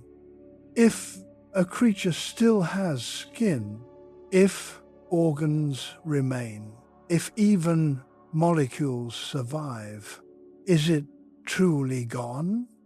For as long as humans have uncovered lifelike remains, imagination has followed quickly behind science. A body emerging from ice looks recent enough to wake. An insect sealed in amber appears only immobilized. Bones infused with preserved proteins seem halfway between life and stone. But biology depends on more than appearance. Life depends on information, specifically intact genetic information. Inside every cell, DNA carries instructions for building and maintaining the organism. After death, this molecule begins to break apart. Radiation, chemical reactions, and water damage sever long strands into smaller fragments. The process never stops. Even in cold or sealed conditions, it only slows. Perfect fossils preserve structure far better than they preserve code. In ice mummies, fragments of DNA can survive tens of thousands of years, sometimes long enough to sequence large portions of a genome. This allows identification of species, relationships, migration history, and population diversity. Scientists have reconstructed evolutionary trees using these remnants, linking extinct animals to modern relatives with remarkable precision. Yet even in the best cases, the genome is incomplete, millions of tiny pieces rather than one continuous set of instructions. Rebuilding a full organism requires more than fragments. It requires a functioning blueprint, cellular machinery, and developmental context inside a living egg or womb. Amber specimens preserve even less genetic material. Over millions of years, DNA breaks down beyond recognition. The lifelike appearance becomes misleading. Microscopic detail survives, but molecular continuity does not. Stone fossils preserve almost none. This leads to a crucial distinction between biological preservation and informational preservation. A body may look intact while its instructions are permanently erased. The organism remains visible but unrecoverable. Modern biotechnology attempts to bridge this gap using relatives. If a close living species exists, scientists can compare its genome with recovered fragments to infer missing sequences. This approach does not resurrect the original organism. It creates an approximation, a genetic mosaic, combining ancient data and modern biology. The result would be neither entirely extinct nor entirely modern. Ethically and scientifically, this raises deeper questions than technology alone can answer.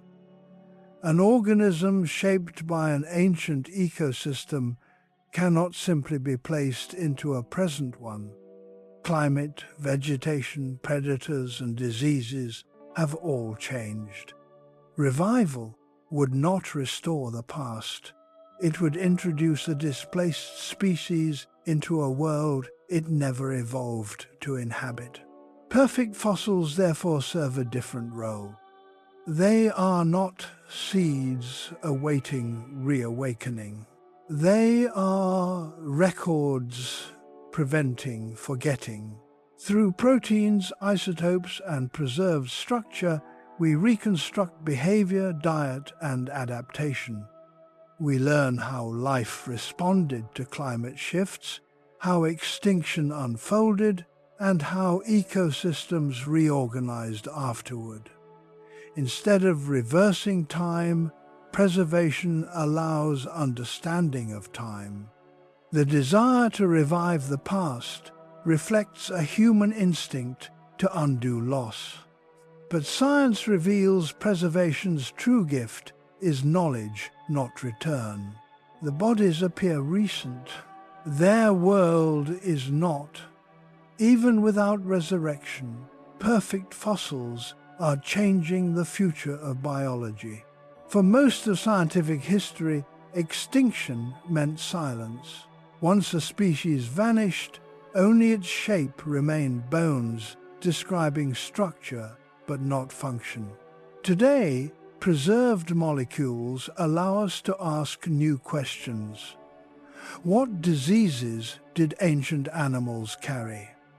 How did their metabolism handle cold or heat? How quickly did populations decline before disappearing? Fragments of ancient proteins help answer these. Unlike DNA, proteins sometimes persist in altered but readable form, protected inside minerals or shielded by chemical environments. From them, scientists detect immune responses, growth patterns, and stress markers that reveal conditions the organism experienced during life. The fossil becomes a biological dataset rather than a display. Climate research benefits especially from this information. Chemical signatures inside preserved tissues record temperature, rainfall, and vegetation at the time the organism lived. By comparing many specimens across time layers, researchers track environmental shifts year by year, not just millennium by millennium. Extinction stops being a single event and becomes a process, gradual pressure building until survival fails.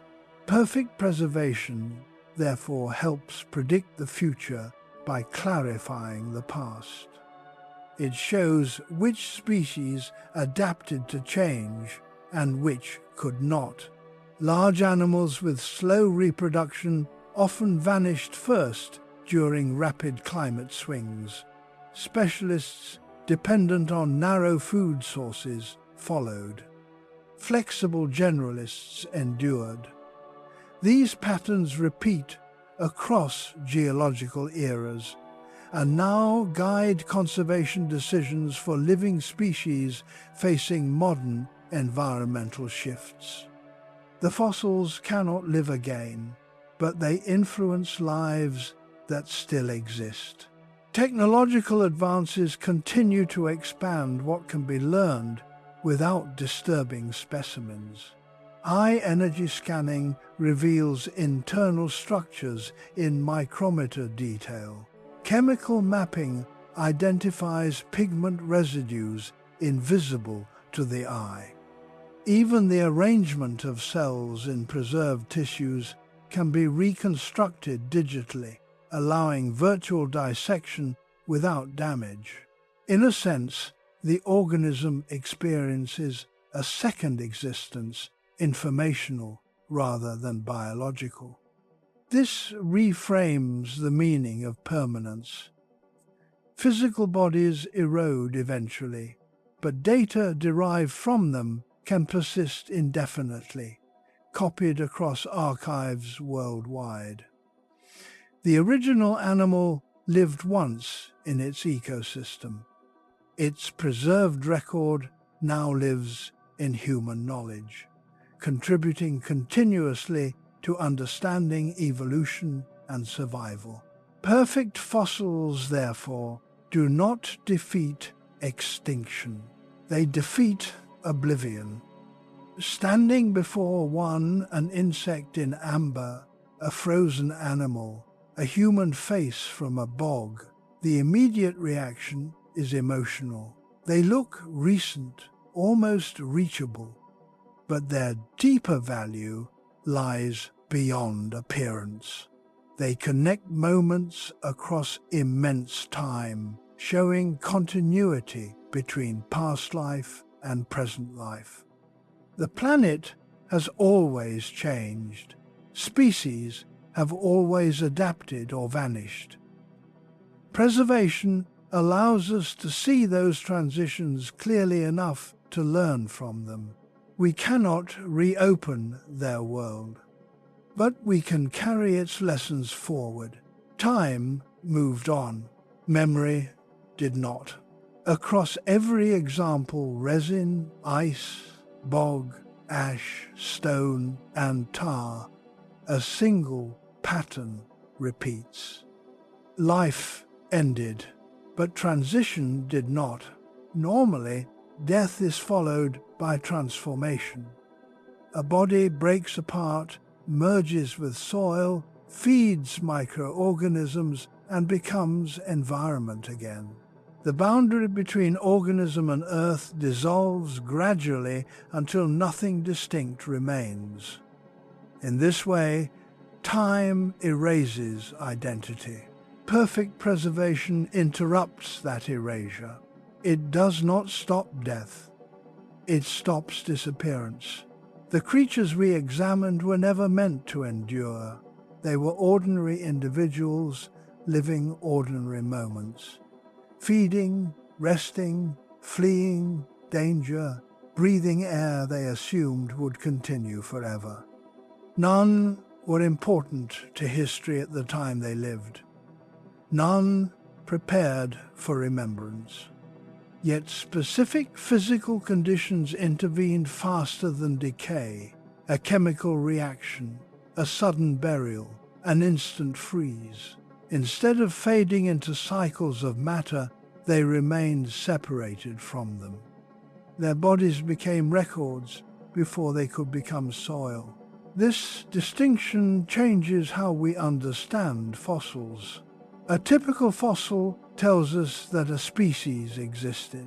A perfectly preserved specimen tells us that a moment existed. We do not just know the organism lived, we know what it was doing, how it looked, and sometimes how it died.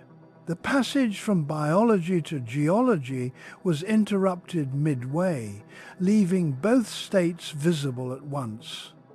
That is why such discoveries feel unsettling. They blur categories our minds rely on: living versus dead, recent versus ancient, present versus past. When a face or body retains lifelike form, time feels compressed into a single point. Millions of years no longer seem distant. They appear suspended. This reaction is not purely emotional.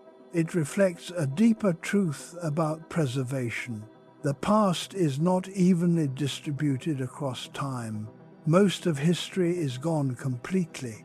A few fragments survive in extraordinary clarity because conditions aligned perfectly.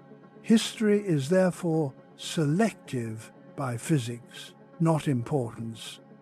Entire ecosystems vanished without leaving detail, while a single insect in resin preserves a day in greater fidelity than an entire geological era elsewhere.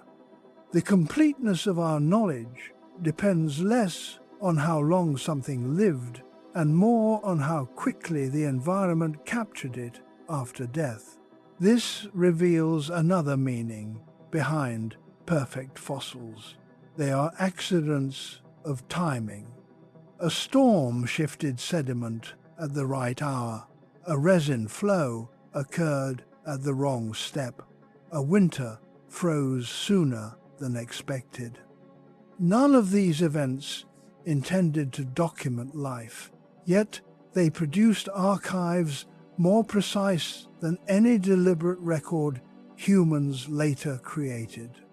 From them, we learn humility about the past. We do not see ancient life as it was everywhere. We see it where chance allowed preservation. But within those rare windows, detail surpasses imagination. We discover that prehistoric animals had injuries, healed, and survived. That ancient humans ate specific meals before ritual acts. That ecosystems functioned through relationships identical to modern ones, predators chasing prey, parasites feeding on hosts, parents caring for offspring. Perfect preservation removes abstraction. It replaces species with individual. Instead of a generalized mammoth, we see a young animal with its last mouthful of grass still in its stomach. Instead of anonymous inhabitants of a Roman city, we see a person shielding their face from heat. Instead of an extinct insect lineage, we see a single creature mid-flight, wings open forever. These details reshape extinction itself. It stops being an event affecting populations and becomes something experienced by individuals, each organism living normally, until an irreversible boundary was crossed. The fossil record rarely shows that boundary clearly. Perfect preservation does. It shows the exact instant normal life became history. In this way, these specimens act as anchors in time. Around them, millions of years stretch outward, but at their center is a point of stillness where change halted. Studying them is less like reading a timeline and more like examining a paused frame in an endlessly moving sequence. And that frame carries a message beyond science. Everything living today exists in the same fragile balance between continuation and interruption. Environments shift, climates fluctuate, and survival depends on adaptation. Most lives pass unrecorded. A few leave traces not because they mattered more, but because circumstances preserved them.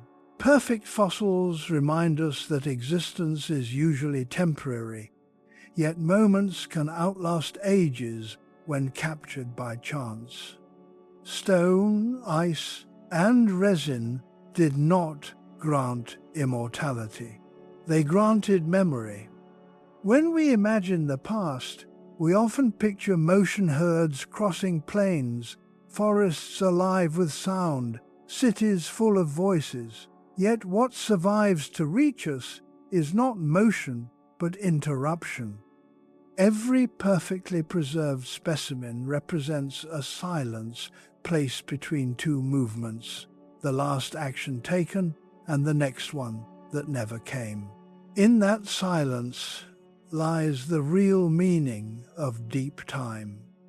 Geological ages feel vast because they erase continuity. Mountains rise and erode, seas advance and retreat, species appear and vanish. The transitions are so slow that no single generation perceives them. But perfect preservation condenses that scale into something comprehensible. It isolates a fraction of a second and carries it intact across distances of time that would otherwise dissolve it completely.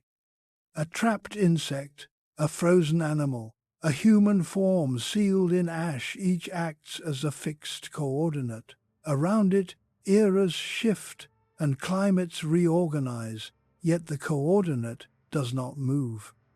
It becomes a reference point by which change can be measured. From these reference points, patterns emerge.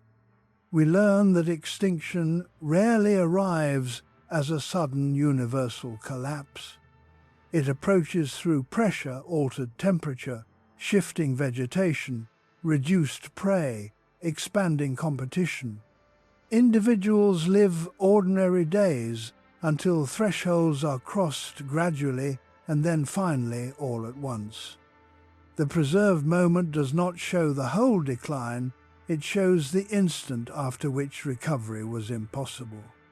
This understanding matters because it reframes extinction from catastrophe alone to accumulation.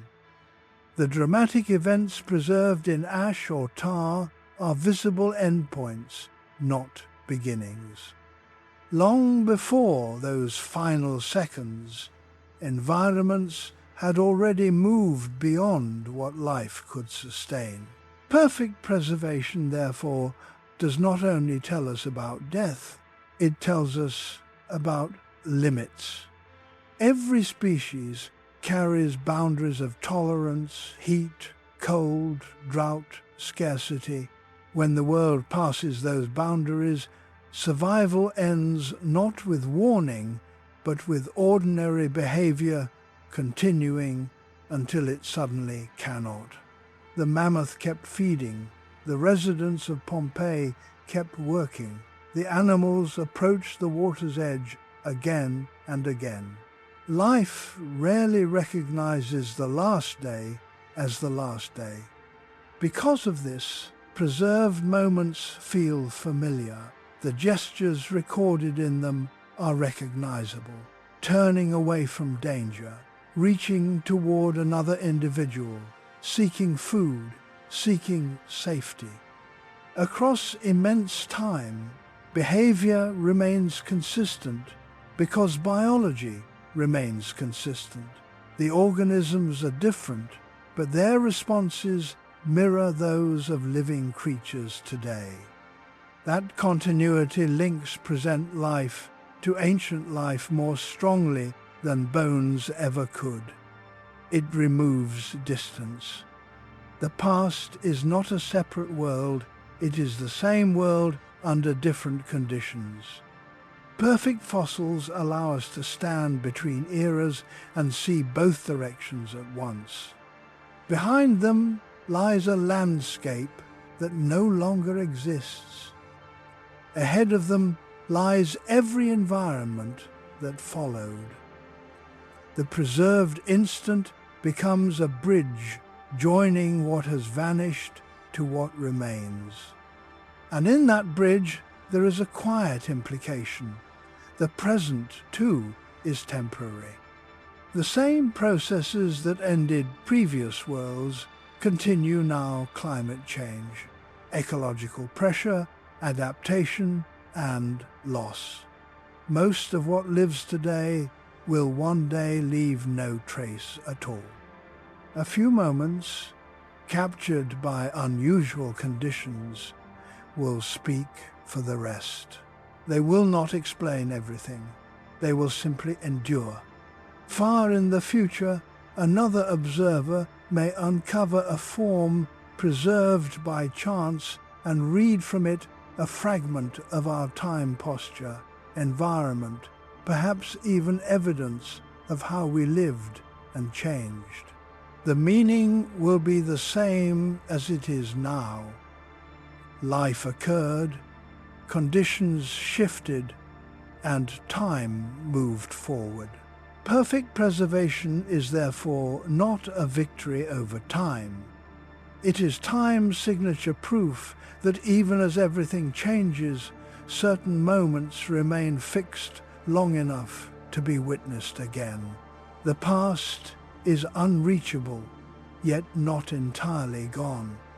It waits in stillness, carrying the echo of motion that once filled the world. After every preserved instant comes an immeasurable span of absence. Between the last breath of a trapped animal and its discovery lies not darkness in a literal sense, but continuity without awareness. Sediment compresses, climates oscillate, continents shift position, and entire ecosystems appear and vanish while the preserved form remains unchanged. It does not experience the passing ages. It bypasses them. To us, millions of years feel almost infinite. To a perfectly preserved body, they are effectively zero. This is one of the quiet paradoxes of geology. Time shapes landscapes relentlessly, yet certain objects slip through its effects simply because conditions prevented interaction. Erosion requires exposure. Decay requires oxygen and water. Pressure requires movement. When those forces cannot reach a body, duration becomes irrelevant. The object does not resist time, it avoids it.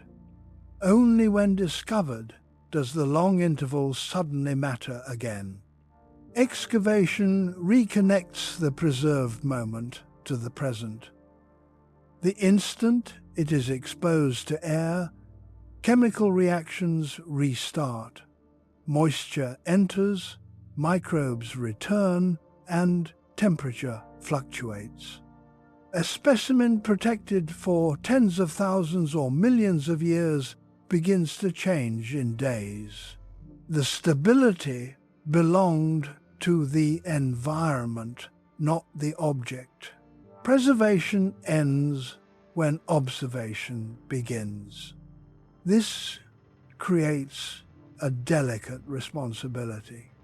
Scientists must slow modern processes so the ancient interruption continues. Controlled temperatures, humidity regulation, protective coatings all attempt to imitate the conditions that once halted decay naturally. Museums become artificial environments, replacing resin, ice, or sediment, allowing the moment to remain visible a little longer. In this sense, discovery is both revelation and risk. We uncover the past by exposing it, yet exposure threatens its survival.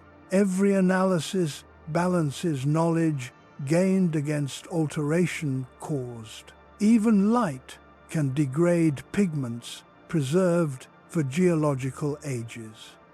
Handling leaves oils that change surfaces.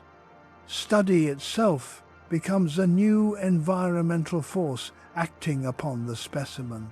The preserved organism crosses from natural archive to cultural archive. At that point, its meaning expands. It is no longer only biological evidence. It becomes shared memory, something societies decide to protect, display, and interpret. Different generations read different lessons from the same remains. Scientific data, historical warning, philosophical reflection. Perfect preservation, therefore, continues long after excavation, not physically but conceptually. Each observer adds understanding while the form stays constant. The moment remains fixed, interpretation evolves. And perhaps that is the final continuity linking all preserved life. The individuals themselves never intended to communicate across time, yet, by chance, they do. Their stillness invites inquiry. Their existence becomes narrative. Through them, distant ages participate in present thought. The past cannot speak, but it can be read. In amber, stone, ice, and ash, the message repeats without words. Existence occurred briefly, conditions changed inevitably, and memory depends on circumstance. The preserved instant is not the whole story, only the part that survived long enough to be noticed. After the moment, the world continued. After discovery, so does understanding. Time moves forward, carrying new lives toward their own unrecorded endings, while a few captured seconds remain behind steady points in an ever-changing history, waiting for as long as conditions allow.